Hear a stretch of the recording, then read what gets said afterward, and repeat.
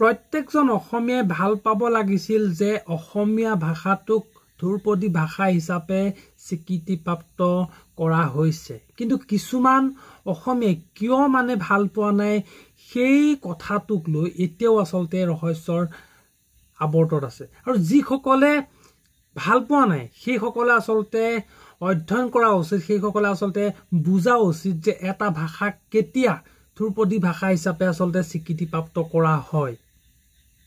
সেই সন্দৰ্ভত তেওঁলোকে অধ্যয়ন কৰাটো অতি জৰুৰী হৈ পৰিছে। নমস্কাৰ, মই বিকাশ আৰু আপোনালোকে চাবলৈ আৰম্ভ কৰিছে বিকাশ বৰা ইউটিউব চেনেল। চাওক, যোৱা কেইদিনমানৰ আগতে ভাৰত চৰকাৰে অসমীয়া ভাষাটোক ধ্ৰুপদী ভাষা হিচাপে স্বীকৃতিপ্ৰাপ্ত কৰাৰ পিছতে অসমত এক আচলতে হুলস্থুলীয়া এটা পৰিৱেশৰ সৃষ্টি হৈছে। মানে কৈছে কিছুমানে যে অসমত আমি অসমীয়া বুলি আচলতে কোনো ভাষাক আচলতে স্বীকৃতি দিব নালাগে, আমি অসমীয়াই। কিন্তু তাৰ আগতে আপোনালোকে অধ্যয়ন কৰা উচিত যে এটা ভাষাক তেতিয়াহে ধ্ৰুপদী ভাষা হিচাপে আচলতে স্বীকৃতিপ্ৰাপ্ত কৰা হয় যেতিয়া সেই ভাষাটো বহু বছৰৰ আচলতে পুৰণি হ'ব লাগিব, সেই ভাষাটোৰ ওপৰত অধ্যয়ন কৰা হ'ব লাগিব, সেই ভাষাটোক লৈ বহুখিনি সাহিত্যৰ আচলতে অৱদান থাকিব লাগিব, তেতিয়াহে তেনে এটা ভাষাক ধ্ৰুপদী ভাষা হিচাপে আচলতে স্বীকৃতিপ্ৰাপ্ত কৰা হয়। কিন্তু কিছুমান মানুহৰ আচলতে ইমানেই পকৰ জ্বলিছে যে সেইসকলে মানি ল'ব খোজা নাই যে আমি অসমীয়াই, আমি আকৌ আমাক কিয় ধ্ৰুপদী ভাষা হিচাপে আচলতে স্বীকৃতিপ্ৰাপ্ত কৰাটো কোনো পধ্যেই মানে সেইসকল লোকে মানি ল'ব খোজা নাই। চাওক, আমি অকল অসমীয়া অসমীয়া বুলি কৈ থাকিলেই মানুহৰ আগত আমি অসমীয়া হৈ নাযাওঁ।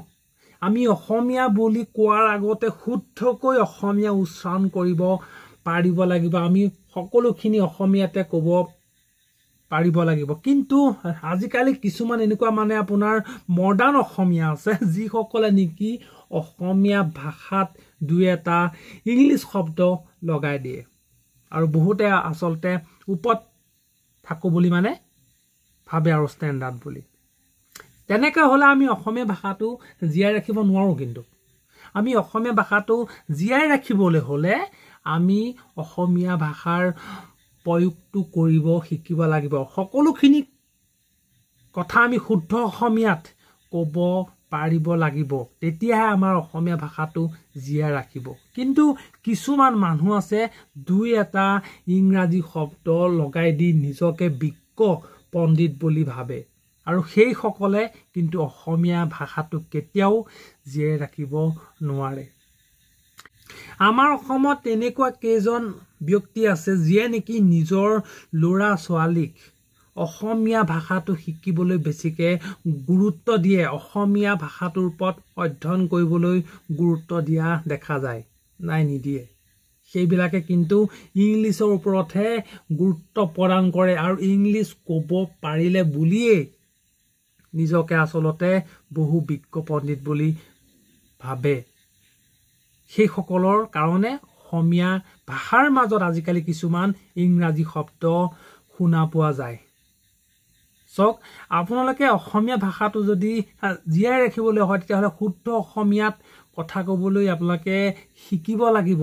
প্ৰত্যেকটো কথা অসমীয়াতে ক'বলৈ শিকিব লাগিব। দুই এটা ইংলিছ হিন্দী সোমাই দিলে আপোনাৰ ভাষাটো শ্ৰেষ্ঠ হৈ নাযায়, আপোনাৰ ভাষাটো তললেহে গৈ থাকিব। সেইটো কথা কিন্তু আপোনালোকে মনত ৰখাটো উচিত বুলি মই ভাবোঁ। যদি আপুনি ইংলিছ ক'ব নোৱাৰে, যদি আপুনি হিন্দী ক'ব নোৱাৰে, তেতিয়াহ'লে আপোনাৰ একো নহয়। যদিহে আপুনি অসমতে থাকি এজন অসমীয়া হৈ অসমীয়া ভাষাটো যদি গুৰুত্ব নিদিয়ে, অসমীয়া ভাষাটো যদি ক'ব নাজানে, সেইটোহে কিন্তু লাজৰ কথা। বহুতেই আমাৰ অসমত থাকি ইংলিছৰ বা হিন্দীৰ ওপৰত আচলতে গুৰুত্ব দিয়া দেখা যায়। অসম তেতিয়াহে জীয়াই থাকিব যেতিয়া নেকি আমি অসমীয়া ভাষাটোৰ ওপৰত, অসমীয়া কলা সংস্কৃতিৰ ওপৰত আমি বেছিকৈ গুৰুত্ব প্ৰদান কৰিম, তেতিয়াহে কিন্তু আমাৰ অসমীয়া ভাষাটো আমি জীয়াই ৰাখিব পাৰিম। আৰু চাওক, সেই সন্দৰ্ভত আচলতে যোৱাকালি আমাৰ অসমৰ জনপ্ৰিয় শিল্পী জুবিন গাৰ্গেনো কি ক'লে চাওঁ হওক আৰু তেখেতৰ আচলতে মন্তব্য গ্ৰহণযোগ্য হয় নহয় আপোনালোকে মোক বিচাৰ কৰি কওক সেইটো আকৌ নতুন কি ওলালে অসমীয়া ভাষা ইমান বছৰ আছে দেখোন মইতো অসমীয়াই কৈ আছোঁ এইটো স্বীকৃতি দিবলৈ কি আছে হু চেজ দ্যাট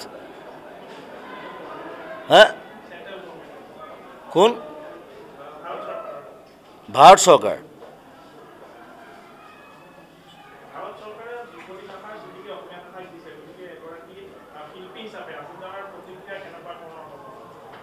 নহয় মই ইমান টিভি চিভি নাচাওঁ দেই আৰু মই ভাৰত চৰকাৰক ইমান খাতিৰ নকৰোঁ কথাটো সেইটো মানে কিহৰ স্বীকৃতি দিলে মই সেইটো লাগে মোক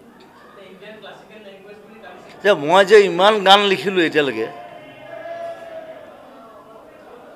সেইটো ভাৰত চৰকাৰে স্বীকৃতি দিব নেকি this is my language this is Assamese I am N Assamese মই অসম হয়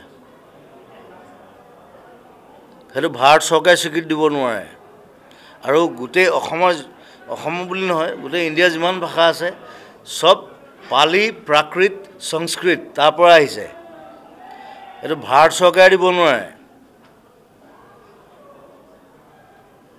হিন্দী কৈ থাকেতো হিন্দীটো আমাৰ ভাষা নহয় এই ভাৰত চৰকাৰ স্বীকৃতি ভাৰত চৰকাৰে আমাক কি স্বীকৃতি দিব আমি চব দি আছোঁ আমি তেল দি আছোঁ আমি চাহ দি আছোঁ গড় দি আছোঁ ৰাইন দি আছোঁ জুবিন গাৰ্গ দি আছোঁ হা Who the hell you are? We are more modern than you. আমাৰ প্ৰাইম মিনিষ্টাৰ এতিয়ালৈকে ইংলিছ ক'ব নাজানে That's it. সেইটো আকৌ নতুন কি ওলালে অসমীয়া ভাষা ইমান বছৰ আছে দেখোন মইতো অসমীয়াই কৈ আছোঁ এইটো স্বীকৃতি দিবলৈ কি আছে হু চেজ দ্যাট হা কোন ভাৰত চৰকাৰ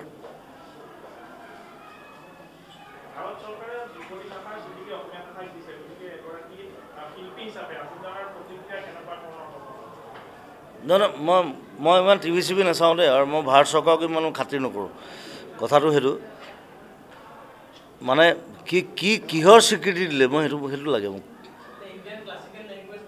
এতিয়া মই যে ইমান গান লিখিলোঁ এতিয়ালৈকে সেইটো ভাৰত চৰকাৰে স্বীকৃতি দিব নেকি this is my language this is Assamese I am N Assamese মই অসম হয় সেইটো ভাৰত চৰকাৰে স্বীকৃতি দিব নোৱাৰে আৰু গোটেই অসম বুলি নহয় গোটেই ইণ্ডিয়াৰ যিমান ভাষা আছে চব পালি প্ৰাকৃত সংস্কৃত তাৰ পৰা আহিছে এইটো ভাৰত চৰকাৰে দিব নোৱাৰে হিন্দী কৈ থাকেতো হিন্দীটো আমাৰ ভাষা নহয় এই ভাৰত চৰকাৰ স্বীকৃতি ভাৰত চৰকাৰে আমাক কি স্বীকৃতি দিব আমি চব দি আছোঁ আমি তেল দি আছোঁ আমি চাহ দি আছোঁ গড় দি আছোঁ ৰাইন দি আছোঁ জুবিন গাৰ্গ দি আছোঁ হা Who the hell you are? We are more modern than you. আমাৰ প্ৰাইম মিনিষ্টাৰ এতিয়ালৈকে ইংলিছ ক'ব নাজানে That's it.